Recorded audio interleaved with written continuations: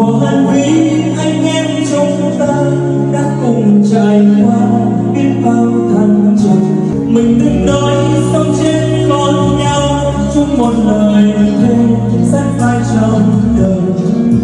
Anh hãy tìm mình lại vào một xe hoa, bước đi cùng nhau.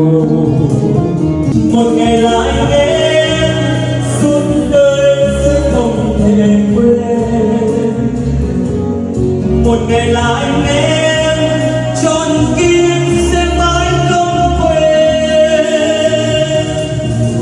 Chuyện hôm qua cũng sẽ ngừng đi thôi, những gì còn buồn phiền ở trên cuộc đời.